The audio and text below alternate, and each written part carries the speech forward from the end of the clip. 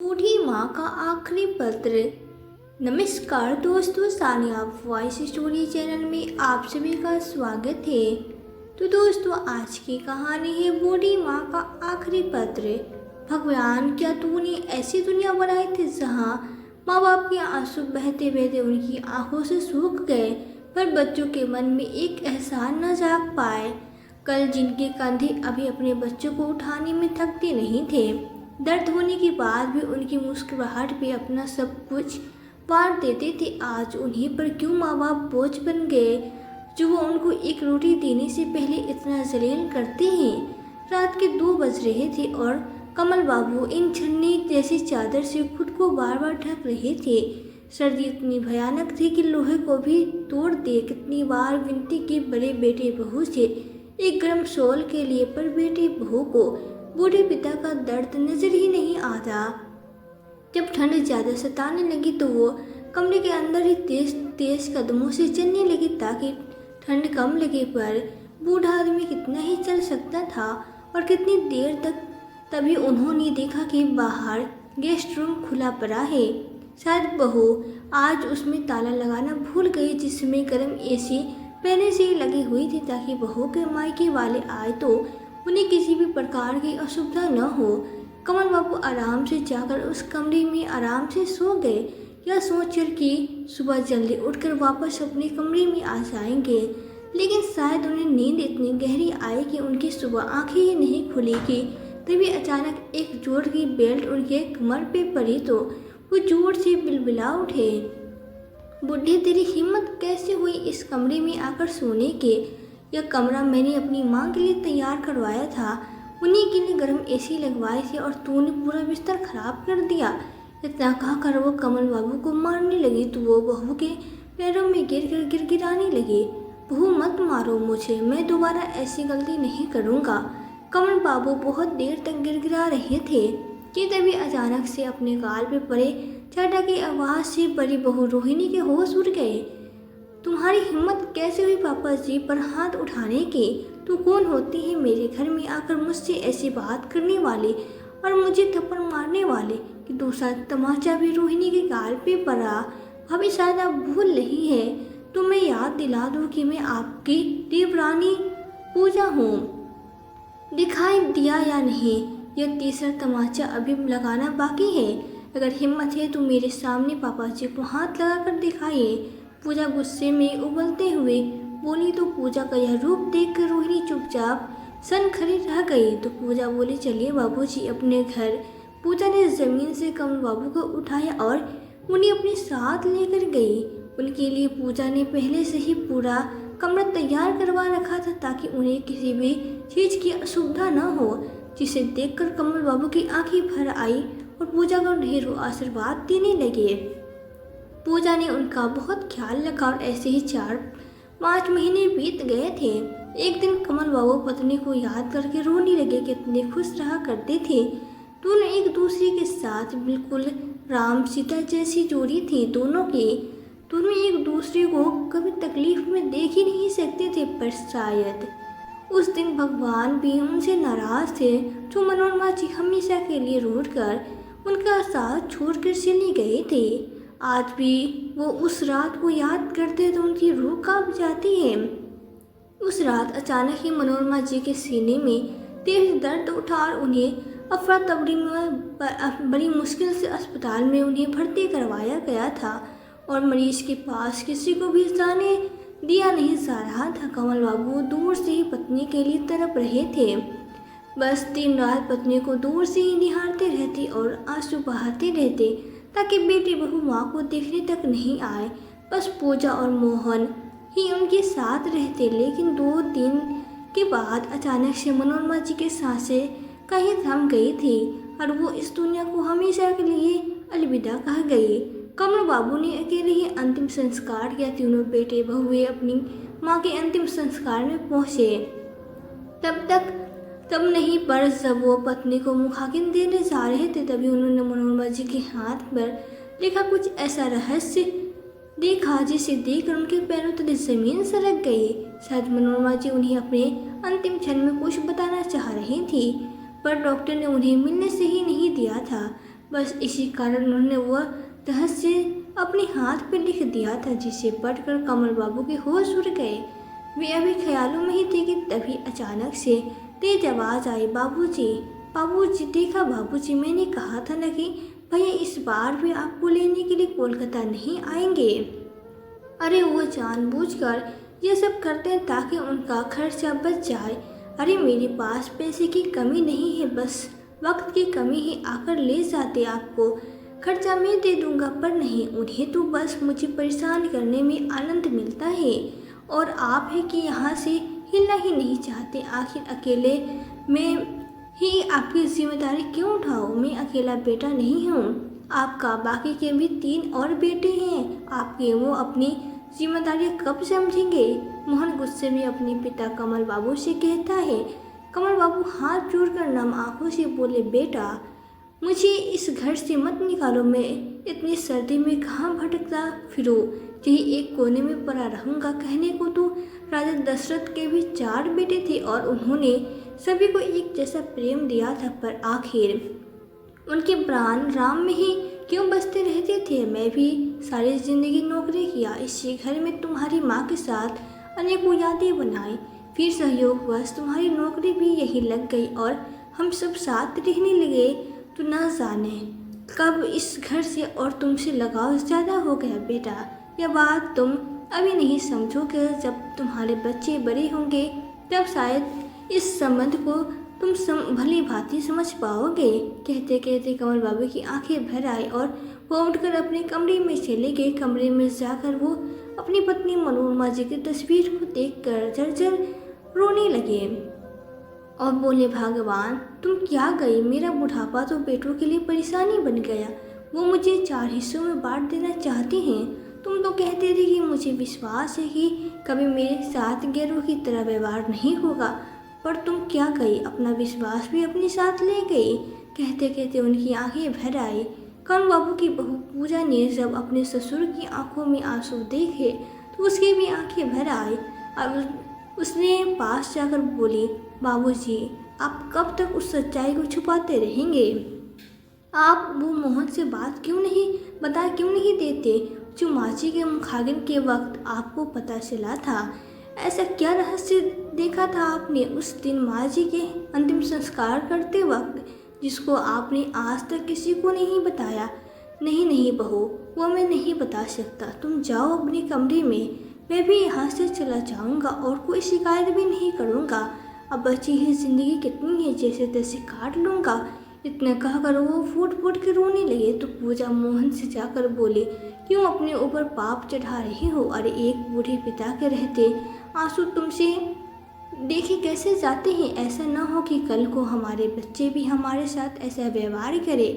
तुम्हारे तीनों भाइयों ने क्या कम दुखी किया है उनको, जो अब तुम भी पापा जी को दुखी कर रहे हो?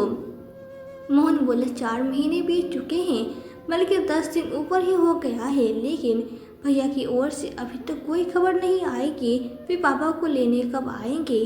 और ये पहली बार नहीं है। जब बड़े भैया ने ऐसा किया तो हर बार वह ऐसा ही करते हैं। जब भी पापा को लेने की बारी आती है तो 1000 बहाने बनाते हैं। कभी भाभी की तबीयत खराब हो जाती है तो कभी ऑफिस का काम आ जाता है और हार कर मुझे उन्हें छोड़ने जाना पड़ता है। पूजा बोली, आप समझते क्यों नहीं है पापा जी वहाँ जाना नहीं चाहते हैं, तो आप बार बार क्यों उन्हीं लोगों के पास उन्हें छोड़ आते हैं? मोहन ने पूजा की एक बात नहीं सुनी और मुंबई जाने का रिजर्वेशन करवा दिया। 2 दिन बाद कमल बाबू घर छोड़ते वक्त अपने आश्चर्य को देखकर बहुत रोए और फिर दिल पर पत्थर रख के कोलकाता से मुंबई जाने के लिए निकली। संयोगवश ट्रेन की दोनों बर्थ नीचे की थी। बाप बेटे आमने सामने बैठ गए। कुछ देर में ट्रेन चल पड़ी। मोहन फोन में कुछ देख रहा था, तभी कमल बाबू अपने आंसू को पोंछते हुए बोला, मुन्ना, कुछ दिन तो तुम रहोगे ना मुंबई में मेरे साथ, तो मेरा दिल भी लगा रहेगा और राजेश को भी अच्छा लगेगा। मोहन इधर उधर देखते हुए बोला, पापा, कितनी बार बोला हो कि आप मुझे बार बार मुन्ना कहकर मत संबोधित किया करो। मेरा नाम मोहन है, मोहन कहकर पुकारा करो। अब मैं इतनी ऊंची पोस्ट पर हूँ, समाज में मेरा एक अलग रुतबा है। ऊंचा कद है। आसपास लोग सुनेंगे तो क्या सोचेंगे, और वैसे भी परसों मेरी एक जरूरी मीटिंग है, मैं मुंबई कैसे रुक सकता हूँ। कमल बाबू के चेहरे पे बेटे की बातें सुनकर निराशा छा गई। मोहन कुछ कहता तभी उसका फोन बज उठा। पूजा उदास स्वर में बोली, पापा जी ठीक से बैठ गए ना? मोहन बोला, हाँ बैठ गए, गाड़ी भी चल पड़ी है। पूजा बोली, देखो मोहन, पापा जी का ख्याल रखना, ना उनसे तेज आवाज़ में बात करना, और रात में खाना खाने के बाद दवाई भी दे देना, और आते समय भाभी को सब अच्छी तरह से समझा कर आना। पापा जी को वहाँ कोई तकलीफ नहीं होनी चाहिए। बाबूजी ने मुझे कुछ ऐसी बातें बताई है जिसे सोचकर मेरी रूह कांप जाती है। फिर पता नहीं वो वहाँ कैसे निर्वाह करते होंगे। मोहन बोला, ऐसा क्या कहा है तुमसे? पूजा बोली, आपको पता है भाभी वहाँ बाबूजी से रसोई का काम करवाते हैं, यहाँ तक कि अपने कपड़े भी उनसे धुलवाती है। सोचिए जरा, औरत अगर अपनी माँ और सास के कपड़े धोए तो समझ में आता है, भला कोई अपने ससुर से अपने कपड़े और बाथरूम धुलवाता है क्या? कहते कहते पूजा की आवाज़ वासी हो गई थी, पर उससे कोई फर्क ही नहीं पड़ रहा था, मानो उसके हृदय में पिता के लिए कोई प्रेम और सम्मान ही न हो। मोहन बोला, तुम ही हद करती हो पूजा, वो भी उनकी बहू है, वो उन्हें अच्छे से संभाल लेगी और जैसे भी रखेगी वो रह लेंगे। अब उन लोगों का मामला है, तुम बीच में दखल अंदाजी मत करो। इतना कहकर मोहन ने गुस्से में फ़ोन काट दिया। कमल बाबू बोले, क्या पूजा का फ़ोन था? बेटा, उसे मेरी चिंता लगी रहती है। कमल बाबू के चेहरे पे एक वात्सल्य की छाया दिख रही थी। थोड़ी देर बाद रात हो गई और खाना खाकर कमल बाबू सो गए। करीब 1-2 घंटे बाद गाड़ी किसी स्टेशन पर रुकी और यात्री उस कंपार्टमेंट में दाखिल हुए। उनमें से एक व्यक्ति को देखकर मोहन थोड़ा आश्चर्य में आया और सोचने लगा कि यह तो उसका पुराना मित्र सोनू है। एक वक्त में मोहन और सोनू सपाटी हुआ करते थे, पर उनमें दोस्ती कम और प्रतिशतता अधिक रहती थी। मोहन का व्यवहार थोड़ा भिन्न था, जिसके कारण हर कोई सोनू के साथ सहज होता और मोहन के साथ औपचारिकता निभाता था। वक्त के साथ दोनों अपने अपने क्षेत्र में निकल गए और साथ बीच में ही छूट गया था। बहरहाल पिछली यादों को पीछे अकेले धकेलते हुए वर्तमान में पहुंचा तो देखा सोनू अपनी वृद्ध माँ को साइड की सीट पर लिटा दिया और स्वयं उनके पैरों की तरफ बैठ गया। तो मोहन तंज कसते हुए बोला, अरे सोनू, तुम आज भी वैसे के वैसे ही रहे हो। तुम्हें देखकर लग रहा है तुम पहली बार ऐसे बोगी में बैठे हो। ऐसी बोगी में रिजर्वेशन करवाने के चक्कर में अब तुम्हें तो 2 महीने बहुत बचत करनी पड़ेगी। बहुत खर्चा हो तो गया होगा तुम्हारा। तो सोनू मुस्कुराते हुए बोला, अरे नहीं, रिजर्वेशन का क्या है, पैसे खर्च करो तो मिल ही जाते हैं। मैं तो स्लीपर में ही चला जाता हूँ, बस माँ को तकलीफ़ न हो इसलिए एसी के रिजर्वेशन करवाया। यहाँ ऑफिस का कुछ काम था और माँ को छोटे भाई से मिलवाने के लिए ले आया। अब वापस अपने साथ मुंबई ले जा रहा हूँ। मोहन बोला, ओह अच्छा, मैं भी तो अपनी बाबूजी को छोड़ने ही जा रहा हूँ। एक ही बात है दोस्त। सोनू बोला, नहीं दोस्त, यह एक बात नहीं है। मैं किसी को लेकर जा रहा हूँ और तुम किसी को छोड़ने जा रहे हो। अब इतने ऊंचे पद पे हो तो किसी को लेने क्या ही जाओगे तुम। मोहन को लगा कि सोनू ने उस पर वक्त किया था। यह साधारण रूप से कहा, फिर भी उसकी गर्दन तनी हुई थी। उसने कहा, इस उम्र में अपनी माँ को इधर उधर घुमा रहे हो क्यों? परेशानी मोल ले रहे हो? तो सोनू बोला, अम्मा की आने की बहुत इच्छा थी। इंसान की उम्र भले ही बढ़ जाए, इच्छाएं तो नहीं मरती ना। मोहन बोला, तुम अकेले ही इतना भार क्यों उठा रहे हो? 4 महीने दोनों भाई रख लेते। सोनू बोला, नहीं, मैं तो ऐसा सोच भी नहीं सकता माँ के बारे में। अब माँ शुरू से ही मेरे साथ रही है तो उनका कहीं और मन लगना मुश्किल हो जाता है। मैं नहीं चाहता इस उम्र में उनकी स्थिति पेंडुल जैसी हो जाए, कभी इधर तो कभी उधर। इधर उधर करने में उन्हें कितनी पीड़ा होगी। भला क्या जीवन साथी के जाने के बाद अगले का कोई घर नहीं होता या भावनाएं नहीं होते? क्या वो अपने बेटों पे बोझ बन जाते हैं? मोहन मुस्कुराकर बोला, सोनू, इंसान को व्यावहारिक होना चाहिए। जीवन में सिर्फ भावुकता से काम नहीं चलता। अक्सर इंसान दायित्व उठाते उठाते थक जाता है और तब ये विचार काम नहीं आते।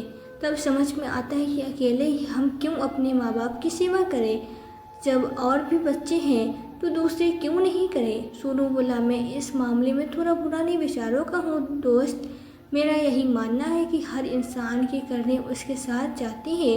कोई भी काम मुश्किल तभी लगता है तब उसे हम बोझ समझ जाते हैं। माँ बाप क्या कभी अपने बच्चों को बोझ समझते हैं? तो आधे अधूरे कर्तव्य में कभी अवस्था नहीं होती, वो माँ तो औपचारिकता होती है। मेरी पत्नी मेरी माँ के साथ अच्छा व्यवहार नहीं करती, पर जब तक मैं हूँ मेरे सहारे तो मेरी माँ जी ही सकती है मेरे साथ। और अच्छे से सबसे बड़ी बात, जाने अनजाने हमारे कर्म ही तो संस्कार बनकर हमारे बच्चों के द्वारा हमारे सामने आती ही। समय रहते ये छोटी सी बात अगर इंसान की समझ में आ जाए तो उसका भी बुढ़ापा स्वर्ग बन जाए। अगर मैं भी इन पर ध्यान नहीं दूंगा तो खराब बहू और बेटे में क्या ही फर्क रह जाएगा। सोनू की ऐसी बातें सुनकर मोहन को लगा कि सोनू के पास पैसा और उत्पाद न होते हुए भी वो उससे काफ़ी ऊंचा है। मोहन सोनू के सामने बिल्कुल ही शब्द हो गया और उसकी आंखों से नींद कोसों दूर चली गई। सोनू की बातें सुनकर उसके दिल और दिमाग में हथौड़े की तरह बरस रहे थे और उसे अपने पिता की पुरानी बातें याद आ रही थी, जब वो बताते थे कि उनकी अन्य तीनों बहुएं उनके साथ बहुत बुरा व्यवहार करती हैं और वह उनकी बातों पर ध्यान नहीं देता था। उससे भले तो उसकी पत्नी पूजा है जो ससुर को पिता की तरह सम्मान देती है और एक अपना बेटा अपने पिता के दुख को देखकर भी अनदेखा करता है। वही उसके माँ के त्याग और उनके कर्तव्य को याद करके मोहन का मन संवेदनाओं से भर उठा। उसके हृदय में पीड़ा होने लगी और वो सोचने लगा कि इतना बड़ा मुकाम क्या सिर्फ उसने अपने बलबूते पे पाया? नहीं, इससे पीछे उसके माता पिता के वर्षों की तपस्या नहीं थे। आखिर उन्होंने ही तो उसकी आंखों को सपने दिखाए थे, जीवन में कुछ कर दिखाने की उसे प्रेरणा दी थी। तब रात में वो देर तक पढ़ता था तो कैसे उसके पिता उसके साथ जागते थे। उसके लक्ष्य को हासिल करने के लिए माता पिता कदम कदम पे उसके साथ रहते थे। आज जब पिता को उसके साथ की ज़रूरत है तो वो व्यवहारिकता का सहारा ले रहा है। सोचते सोचते वो उस दिन को याद करने लगा जब न वर्ष पूर्व हार्ट अटैक आने के कारण उसकी माँ बीमार रहने लगी। और एक शाम जब वो ऑफिस से लौटकर उनके बेडरूम की तरफ जा रहा था तो अंदर से जो आवाज़ें आ रही थी जिसे सुनकर मोहन वहीं रुक गया था। मम्मी पापा से कह रही थी, इस दुनिया में जो आया है वो जाएगा ही, कोई पहले तो कोई बाद में। आप सच्चाई से मुंह क्यों मोड़ रहे हैं? कमल बाबू बोले, मैं क्या करूं मनोरमा, तुम्हारे बिना अपने अस्तित्व की कल्पना भी मेरे लिए कठिन है। कभी सोचा है तुम्हारे बिना मैं कैसे रह पाऊंगा, क्या रह करूंगा? तुम चली जाओगी तो कहीं मैं अपने बेटों के लिए बोझ न बन जाऊं। कहते कहते कमल बाबू का कंठ अवरुद्ध हो गया था, परंतु मनोरमा जी बहुत सीधी थी। वो विचलित नहीं हुई और शांत स्वर में बोली, सुनिए जी, आपकी तरह से तो मैं पूरी तरह से निश्चित हूँ क्योंकि मोहन और पूजा आपका बहुत ख्याल रखेंगे। हाँ, बाकी तीनों का मैं नहीं कह सकती क्योंकि जब मेरे सीते जी वो आपको तो रोटी गिन कर देती हैं तो मेरे मरने के बाद भी आपका ख्याल नहीं रख पाएंगे। ये एक माँ के अंदर मन की आत्मा आवाज़ है, उसका विश्वास है जो कभी गलत नहीं हो सकता। आप मोहन और पूजा के साथ ही रहना। उस घटना के 1 महीने बाद ही अचानक से उस रात मनोरमा जी को सीने में अचानक से तेज दर्द हुआ और उनका देहांत हो गया। कितने टूट गए थे कमल बाबू, बिल्कुल अकेले पड़ गए थे। उनके अकेलेपन की पीड़ा बाकी की बहू ने अनदेखा किया और पूजा ने उन्हें सहारा दिया। पूजा की जेठानी मेहमानों के जाने के बाद बोली, पूजा, अगर तुम्हें ससुर जी को रखने का शौक है तो शौक से रखो, पर ध्यान रखना इन्हें कुछ उल्टी सीधी पट्टी मत पढ़ा देना कि सब कुछ तुम्हारे ही नाम करते। वैसे भी पापा जी नौकरी करते हुए तुम लोग यहाँ रहते थे, तुम लोगों पर ही यह अपने सारे पैसे लुटाए हैं। अब तो तुम्हारी ही जिम्मेदारी बनती है इन्हें रखने की। तो हमें तो माफ़ करना। बहू की बातों में बाकी 3 बेटों ने भी हामी भरी और वहाँ से निकल पड़े। मोहन ने इस बात के लिए पूजा से बहुत झगड़ा किया था, पर पूजा कभी नहीं चाहती थी कि कमल बाबू उस घर से जाए। किंतु मोहन का मानना था कि भावनाओं के लिए नए फैसले अक्सर गलत साबित होते हैं। इंसान को प्रैक्टिकल होकर सोचना चाहिए। अकेले वो पापा की जिम्मेदारी क्यों उठाए, जबकि कमल बाबू ने चारों को एक जैसा स्नेह दिया। पढ़ाया लिखाया दायित्व भी सबको बराबर बराबर उठाना पड़ेगा। एक साल माँ की बरसी पे मोहन गया, जानते हुए भी कि कमल बाबू अन्य बेटों के साथ नहीं रहना चाहते। फिर भी मोहन ने सबको सुनाया कि हम तीनों को 4-4 महीने के लिए पापा को रखेंगे। और जब कमल बाबू को इस बात का पता चला तो उनके चेहरे की बेबसी साफ साफ झलक रही थी। चेहरे की झर्रियाँ और गहराइयाँ उम्र मानो 5 वर्ष आगे सरक गई हो। सारी उम्र कमल बाबू कोलकाता में गुजारे थे। उनके सभी दोस्त और रिश्तेदार वहीं थे, जिनके सहारे उनका वक्त कट जा रहा था। किंतु उम्र के बाद अपनी चलते वो कहाँ है, यही सोचकर वो चुप रह गए। अचानक से सोनू की आवाज़ से मोहन को पुरानी यादों से बाहर आया। क्या बात है मोहन, क्या सोच रहे हो? कुछ घंटे के बाद है, हमारी मंजिल बस आने ही वाली है। थोड़ी देर तो सो जाओ, अपने मस्तिष्क पे इतना दबाव मत डालो। कुछ काम हृदय को करने दो, दिमाग से सब काम करोगे तो उलझने रह जाओगे।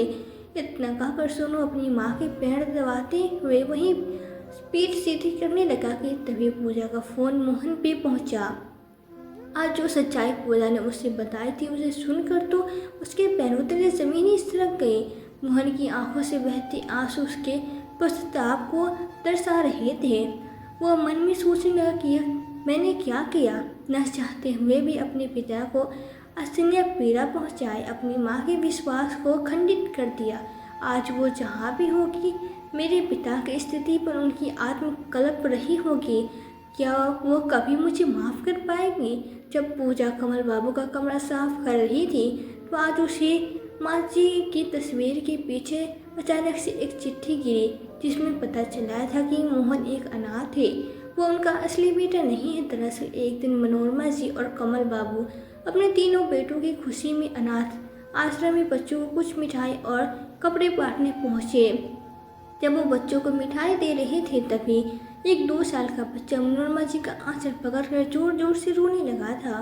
मनोरमा जी ने उस बच्चे को गोद में उठाकर शांत किया तो वो बच्चा उनके आंचल से ऐसे सिमट गया मानो वही उसकी सगी माँ हो। पूछने पर पता चला कि वो बच्चा उन्हें किसी झाड़ियों में मिला था, जिसके माँ बाप उसे पैदा होते ही छोड़कर भाग गए थे। इतना सुनते ही मनोरमा जी की आंखें नम हो गई और सारी प्रक्रिया पूरी करके वे तुरंत उस बच्चे को अपने घर ले आए और अपने बच्चों की तरह ही उसकी भी देखभाल और पालन पोषण में उन्होंने कोई कमी नहीं होने दी। लेकिन एक दिन पता चला कि मोहन के दिल में छेद है। यह सुनकर तो पति पत्नी के पैरों तले जमीन ही सरक गई। वे एक अच्छे डॉक्टर्स को अमेरिका से बुलाए। इसका इलाज करवाने 2 साल के इलाज में उनके जवाब पूछे, यहाँ तक कि उनका शहर का प्लॉट भी उन्हें बेचना पड़ा। डॉक्टर ने सख्त हिदायत दी थी कि मोहन को कभी भी ज़्यादा टेंशन मत देना, क्योंकि उसका दिल बहुत कमज़ोर है। इसलिए मेरे बात आप मोहन का ध्यान रखना, उस बच्चे को कभी कोई तकलीफ़ नहीं होने देना। बस यही आखिरी मेरा वादा पूरा कर देना। आपकी मनोरमा उस चिट्ठी को पढ़कर पूजा की आंखें भर आई और जब मोहन को यह सब पता चला तो अपने आप पर ही उसे घृणा हो रही थी कि जिस सड़क की धूल को उन्होंने अपने माथे से लगाया, सिर पे बैठाया, वे उन्हीं को बोझ समझ रहा था। मोहन बार बार सोनू को देख रहा था और उसे एहसास हो रहा था कि इंसानियत हैसियत की मोहताज नहीं होती, वो तो दिल में होती है। अचानक मोहन को कुछ एहसास हुआ। उसने नम आंखों से रोते हुए पिता के पैरों को माथे से लगा लिया और तुरंत फ़ोन में टिकट बुक करना शुरू किया। गाड़ी मुंबई सेंट्रल पर रुकी तो मोहन सोनू के करीब पहुंचा। उनके दोनों हाथों को थाम कर बोला, सोनू मेरे दोस्त, चलता हूँ, यह सफ़र सारी ज़िंदगी मुझे याद रहेगा। इतना अगर मेरी बातों से तुम्हें तकलीफ़ पहुंची हो तो मुझे माफ़ कर देना। यह कहकर उसने सोनू को गले से लगा लिया। सोनू आश्चर्यचकित खुशी से उसे देखने लगा और बोला, वादा करो अपनी फैमिली को लेकर मेरे घर एक बार ज़रूर आओगे। मोहन बोला, अवश्य आऊँगा, क्यों नहीं आऊँगा, इतने वर्षों बाद मुझे मेरा दोस्त मिला है। इतना कहकर मोहन ने अपने पिता का सामान नीचे उतारा और स्टेशन के बाहर टैक्सी ड्राइवर को बोला, ड्राइवर एयरपोर्ट चलो। कमल बाबू हैरानी से बोले, एयरपोर्ट क्यों बेटा, हमें तो तुम्हारे भाई के घर जाना है। मोहन कमल बाबू के गले लग गया और फूट फूट के रोने लगा। पिता परेशान होकर बोले, क्या हुआ मेरे बच्चे, क्या कोई तकलीफ है, बताओ मुझे, कहाँ दर्द हो रहा है। मोहन बोला, पापा मुझे माफ़ कर दीजिए, हम वापस कोलकाता ही जा रहे हैं। अब आप हमेशा वहीं अपने घर में मेरे साथ ही रहेंगे, मैं आपको उस घर से कभी दूर नहीं होने दूंगा। कमल बाबू की आंखें नम हो गई और चेहरे खुशी से खिल गया और बोले, जुग जुग जियो मेरे बच्चे, आज तुम्हारी माँ का विश्वास आखिर जीत ही गया और मुझे भी लगने लगा कि मैं किसी पे बोझ नहीं हूँ।